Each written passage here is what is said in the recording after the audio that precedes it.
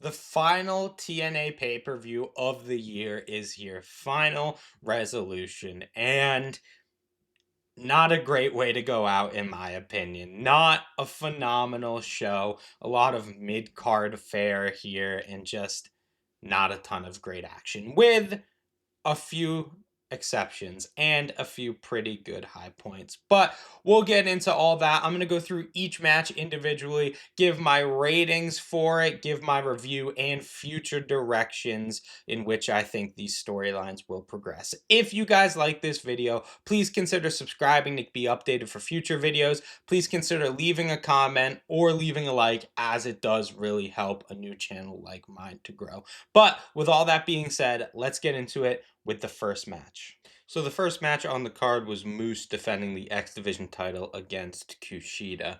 And this was a really good match, but I feel like at many points in it, they were striving to craft a story that just never felt genuine, or they never got there in the end. The essentially basic story of this match is Moose was dominating up top, as you'd expect him to do. He's the absolute hoss of all hosses, and he's going up against Kushida. So he is able to dominate him in the early part, and he's going to get a count out win over him. But he ends up breaking that up so he can go to the outside and start beating him up a little bit more. And his hubris eventually leads to his downfall, because when he goes back to the outside, he gets thrown into the ring post, and that starts a shoulder injury that Kushida proceeds to work through for the remainder of the match. So the remainder of the match is Kushida, this underdog babyface, working over Moose's broken wing to try to get the win with the hoverboard lock. So even though that story was there, I don't think it was necessarily told effectively enough to really be lost in. Moose was doing a very good job selling his arm, and he was doing that consistently throughout the entire match, but I don't feel like the offense warranted the level that he was selling it at. He was selling it like his arm was dead and broken and he just couldn't do anything with it. It was hanging limp by his side, but the offense leading up to that point hadn't really warranted that level of selling. And on the other side, I feel like a lot of Kushida's offense just didn't look very impactful or very good, really. Like, the moves just looked pretty weak. Their execution didn't look amazing. So it just didn't really work for me. And the beat by beat bits of the story didn't work for me, but I did like the overall presentation of the match. And though I didn't like Kushida's offense, whenever Moose was on offense, it was great. Moose is absolutely awesome in this X Division role where he just gets to beat up the smaller dudes. And even though I wasn't a huge fan of the story of this match, the action was really good throughout the most part. It was agented really well, sequenced very well. The moves they hit were told in a logical order. So as a match, I can appreciate it more than I can actually love it. And that's not a great thing to say about a match, but it was good enough. I had a fun time watching it. I gave it 3 and 3/4 out of 5 stars. Next up, we had the Rascals taking on the team of PCO and Sammy Callahan, and the solo team of Jake Something in a three-way tag match. And really, the biggest compliment I have to give to this match is it was better than the sums of its parts. Because going into this, it's sort of a wonky looking match graphic, because the only real tag team in there are Zachary Wentz and Trey Miguel of the Rascals. They're the only ones who have been teaming together consistently on TNA pay-per-views for the past year, and the other guys were seemingly just thrown into this match. PCO and Sammy Callahan is an exciting pairing in like 2016, but not really in 2024. And Jake Something being in their solo really ran the risk of undermining the Rascals if he was shown as completely dominant and someone who could take on both of them at once to sort of push Jake Something into that monster level category. It was very it was a very dangerous thing that I was worried would happen. Sort of like Braun Strowman teaming with an 11-year-old boy to beat the bar at WrestleMania. I thought we were getting something similar in this match. Having said all that, though, I feel like the competitors in the match were able to hide those flaws very well. The Rascals were in there for the majority of the match, if not like they were basically in there for 90% of the time as one of the two legal participants. And that's great because as the only tag team and as the younger, more athletic guys, they can really carry a lot of the action with the other people. PCO wasn't in there a whole lot. He just did his PCO salt and a couple other moves, and that was pretty much it. Sammy Callahan, when he was in there, he was able to show his highlights and hide his lowlights, which is about what you would want from Sammy Callahan in 2024. And Jake Something did not dominate the match. He was in there as a powerhouse and he did dominate some portions, but I feel like it was measured very well to show that he himself was not on a level above the Rascals. So while they did do a good job about hiding those flaws, they did still exist. This match didn't really need to exist. There was no point for it. And while some of the action in it was fun, I was sort of sitting there watching it going, I don't really know why we're doing this. So fun action, pretty pointless, and they did a good job about hiding its potential flaws. I gave it 3.5 out of 5 stars. So next up was Ace Austin taking on Trent Seven. And right from the get-go, this match had a lot going against it. Firstly, as much as I love Ace Austin, this really isn't a pay-per-view match. Like if you saw this on a WWE or AEW pay-per-view, it would completely stand out as being not big time enough to make it on a pay-per-view. And I feel like that sort of transferred to the crowd because they were pretty heatless at the beginning of this match. They didn't really have investment. They had an occasional chant here or there, but nothing really crazy. They didn't really care about either of these characters. And that's partially because there was no story coming into this match. It was pretty much Trent Seven's the bad guy, Ace Austin's the good guy, and that's about it. So a couple things working against it. Not a pay-per-view match, no real story, and crowd not super invested in it. But having said all that, these guys did an amazing job about overcoming their setbacks to have a really, really good match. I was really impressed with how these two were able to draw the crowd back into the match after a pretty heatless start. And they did it by just telling a very effective story. Ace Austin had the hot baby face fire in the beginning, beat Trent Seven down, only for Trent to sort of get some underhanded tactics going to take the advantage where he had this heat sequence for Austin to make a babyface comeback and end with those two just throwing out their heavy bombs at each other. A pretty standard format for a match, but one that was told exceptionally well here. All of the action in this match was really, really great. And Seven was doing a great job on the heel side. His heel work and his character really drew the crowd into this and really made them hate him and want to see Ace Austin win. So, really, all the disadvantages coming in, but they worked really hard throughout the course of the match by putting on great action and telling a simple story very effectively to draw the crowd in. And they had a really, really good match as a result. 4 out of 5 stars. Next up was Jordan Grace taking on Rosemary, and I had absolutely no idea what to expect out of this match going into it. Because obviously Jordan Grace is one of the greatest wrestlers on planet Earth. And you could tell just from her entrance that she was the most over person not named Joe Hendry in TNA. Her entrance felt like finally a superstar has entered the building, and not a derogatory term for like WWE or anything like that. A real genuine superstar has entered. Rosemary, I'm a little back and forth on. Her sort of high school drama club art shtick doesn't really work for me. Her trying to be evil and menacing doesn't work.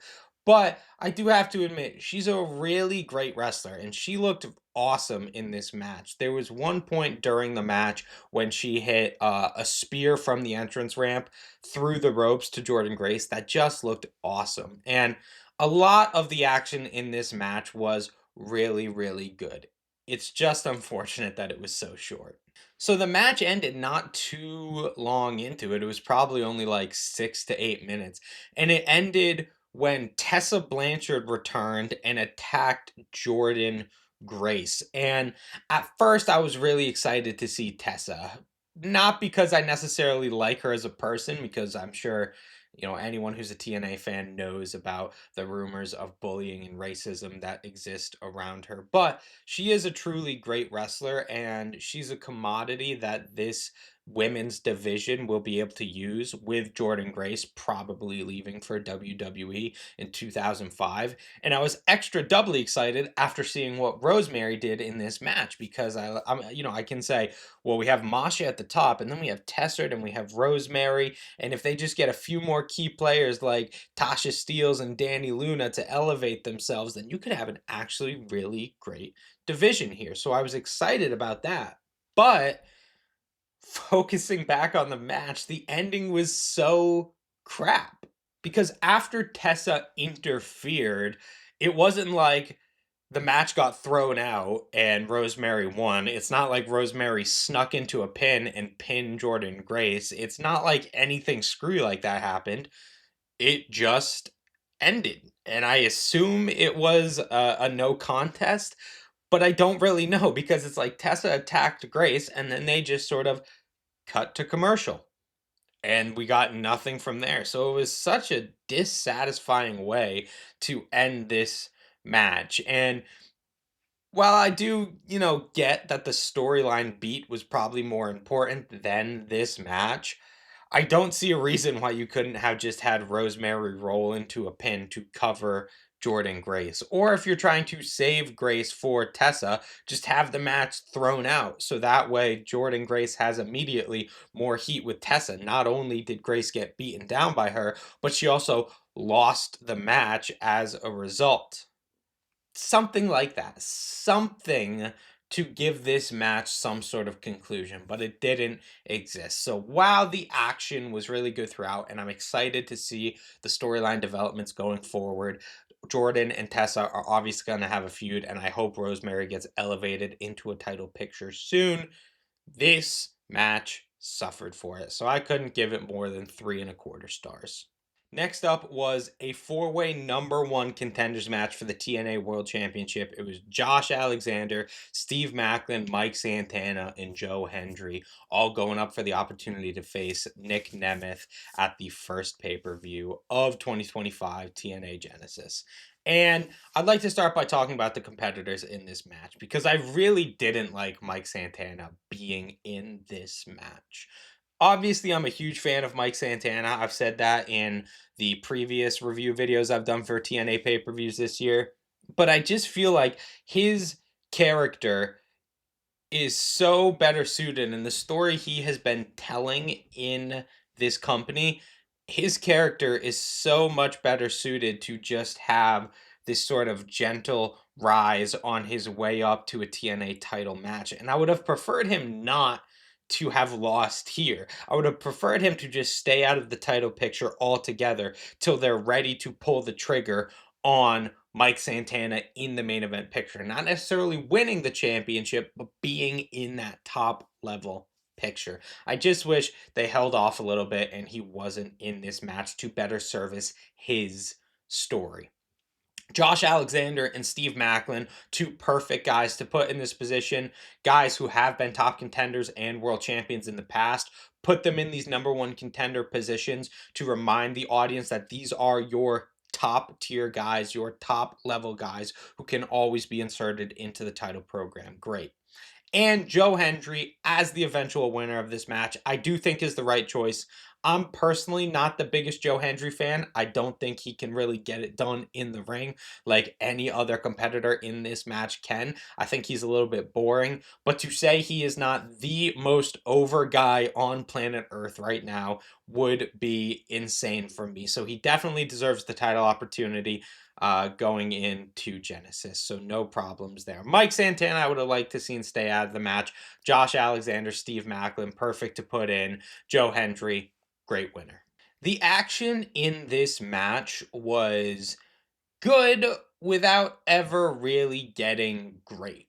They adopted a pretty boring style for a four-way match early on, where two guys work in the ring while the other two guys are outside on selling on the outside for a ridiculous amount of time from some pretty basic moves. Like they get punched in the face once and then they're selling for 5 minutes. A pretty unrealistic way of formatting a match, and one we've just seen done hundreds of times. So it was an uninspired choice on whoever laid this match out to agent it the way it was. But the action throughout was pretty good, particularly when Josh Alexander or Mike Santana were on top. The action got very good, verging on great at some points. But for the majority of the match, it was a pretty boring setup that really couldn't be pulled forward by great action, except for the last 5 minutes, which were pretty awesome. The best thing I can say about this match is that every guy fulfilled their role perfectly, and it was a lot of fun to watch as a result, especially in the last 5 minutes when we weren't going on the typical standard of just two people wrestling at one time and all four guys were getting in the mix at once. The worst thing I can say about this match is it was pretty telegraphed, and you could really see the strings throughout the match to where you could predict every spot or every big move that was coming next. So I could never really fully get lost in the action of this match. So while I did enjoy it and it was fun and technically very good, I can't really call it great because it didn't take me out of my cynical wrestling analyst mindset and let me be a true wrestling fan again. But I gave it 4 out of 5 stars. Next up, we had Masha Slamovich taking on Tasha Steelz in a TNA Knockouts match. And the first thing I'll say is this match sort of had a weird stipulation where it was no DQ and falls count anywhere on the outside. But right from the beginning, they put a bunch of security guards out there to make sure no one interfered in the no disqualification match, which didn't make any sense. And also, it was falls count anywhere, but they didn't really utilize that stipulation effectively. The match did end on the outside, but it sort of just felt like the same stuff they'd be doing in the ring, just on the ramp instead. It never really felt like a falls count anywhere or no DQ match. So I don't think they really used the stipulation effectively. And there was no real storyline leading up to this match to warrant that being the stipulation. So within the first couple minutes of the match, I was just sort of scratching my head going, why is this a falls count anywhere match?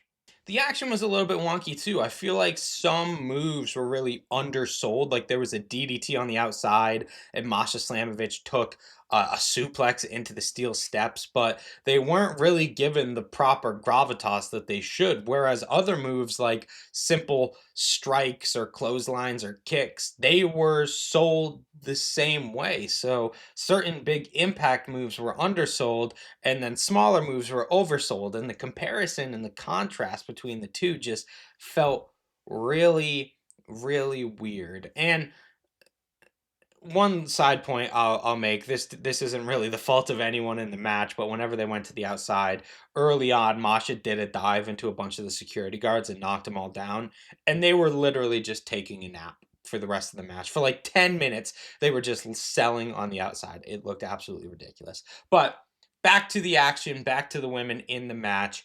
I feel like Masha especially often tries to make her matches feel real and gritty just by screaming a lot, and it doesn't really work for me. Like Masha in this match oftentimes was louder than the entire crowd combined with how hard she screamed after some moves she took.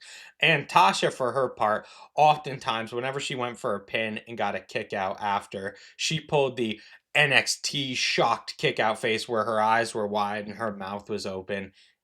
It was just sort of ridiculous, and it was hard to take the match seriously as a result. Not just from their character work, but also as a result of the sort of wonky action, the security guard selling on the outside. It was just hard to really believe this was a fight. And while the tone didn't really match the action was still a lot of fun. Masha Slamovich obviously looked fantastic in everything she did because she always looks fantastic in everything that she does. And this is my really first time seeing Tasha Steelz. I know she's a former champion, but I'm a fairly new fan of TNA. And what I saw from her in this match, I was relatively impressed by, not really blown away. She's not someone who's now like on my radar and I'm going to be excited for a Tasha Steelz match, or I'll go out of my way to see one of her matches, but relatively excited to see her. And this is a match where, if nothing else, got me excited for the TNA women's division, with Tessa returning earlier, seeing Rosemary, seeing Jordan, and now seeing Masha on top having a really good performance, and Tasha as someone who can elevate herself up into that position. It sort of made me excited for the future of the TNA women's division. So the tone of this match was all off. It was totally goofy and didn't really match what they were doing, but decent action throughout and got me excited for the future of this division. So I gave it 3.5 out of 5 stars. So the final two matches on this card were definitely the two matches I was least excited for. The first of which was the Hardy Boys defending the tag titles against the System. And I like the System enough, Brian Myers and Eddie Edwards, but I don't feel like they can really carry a team into a great match. They can have great matches when they're going against other great teams, but they can't really bring greatness out of someone. And the Hardy Boys, I actively dislike them in 2024. I think they're bad. I think they're slow. I don't really see a purpose to them in TNA other than them drawing in new fans with their name value, which I guess is their purpose. So I was very much not excited to watch this match. And there was also a few odd things going into it. Firstly, I didn't really understand why it wasn't the main event, because the Hardy Boys fighting for the titles in a tables match, even though I don't like the Hardys, is a big time match. And Nick Nemeth versus AJ Francis just isn't. So I don't understand why this wasn't in the main event, because even without the table stipulation, this does feel like a bigger match than what we were getting in the main event. And with the table stipulation, you know there is some ingrained drama and ingrained spots that are going to be really fun and really big and leave the audience walking away on a happy note. So I don't understand why this didn't go last. And while I did have my earlier reservations about this match, this was a really good match. It was surprisingly fun because the story worked to hide all of the flaws that may have existed in this match. The Hardy Boys were on offense early and they hit all of their major spots, Swanton excluded. They hit Twist of Fate, Poetry in Motion, the Twist of Fate into the neck breaker that they do. All of those spots were hit within the first like 3 or 4 minutes of the match. And then afterwards, the System took over and they were allowed to get the heel heat by dominating the majority of the match, even getting the first win, I guess, or the first point by putting Matt Hardy through a table. So it allowed the Hardy Boys to get all of their normal stuff in very early and then start transitioning immediately into the big table spots. It was a great way to agent this match, and it made for a lot of fun. Now, listen, this match is not inventive, it's not revolutionary, it doesn't have anything you haven't seen before. It just has a lot of fun spots incorporated into it and a lot of Hardy Boys nostalgia in it. So, as a match, it's a 3.5 star match. But any match that has Eddie Edwards shoot slapping a fan as hard as he can in the face gets an automatic extra quarter star. So I gave this 3.75 out of 5 stars. And now we're on to the main event. It was Nick Nemeth defending the TNA World Championship against AJ Francis. And I'll start off by saying definitely not excited by this match. AJ Francis has not shown me anything in either his work in TNA or WWE to make me believe he is really a world champion contender or a top level talent. And that really was displayed in this match. And I get it, you have to work to make new talent, especially with some people like Josh Alexander and Mike Bailey probably leaving next year in 2025. You have to start making those new top level talents. but AJ Francis really were putting him in the main event of a pay-per-view. It just felt when I saw this graphic, it made me go, "What are we doing? This is not a world title match on a TNA pay-per-view. Look at all the other people you could have put into this position instead. We could have had Nick Nemeth versus Santana or versus Steve Macklin. We could have put Mike Bailey in here. We could have put a whole host of people instead of AJ Francis. And Nick Nemeth isn't a guy who I really have confidence in to pull great matches out of people. As much as I do like him, I don't feel like he is the kind of wrestler to really give someone their best match. So, going into it, not really excited for this match. Where the last match succeeded in hiding the flaws of the teams around a stipulation and around the agenting of the match, this match really didn't succeed in that regard, because when you have the babyface champion going up against the giant heel contender, there is a certain layout of the match you have to do. When Nick Nemeth hits a flurry of offense in the beginning, and then AJ Francis gets on top and has the long, extended, boring heat sequence for the majority of the match. And that is really what we got here. Now, to say the action in the match was bad, I feel like would be an over exaggeration. It was never bad or sloppy or mistimed. It was just always boring. The match never really got exciting. The action never really rose above a certain tempo. This really felt like just a normal TV match that you would see, not the main event of a pay-per-view. And one thing I will give to AJ Francis's credit is his character work is on point. His facials, the way he interacts with the crowd, the way he holds himself, he really has a great understanding of his character. But when it came to his offense, it was all really boring. It was slow, it was big power moves that didn't particularly look cool or interesting. It was just sort of bleh. And Nick Nemeth, for his part, really couldn't drag this match out of a hole. He didn't look too great in the match either. None of his offense or his babyface comebacks were particularly inspiring or convincing or exciting. And they tried to overbook this at the end to save it a little bit, but nothing could really save this match. Not bad, just boring. And sometimes that can be worse. So I give this 2 3/4 out of 5 stars. And those are my thoughts on TNA Turning Point 2024.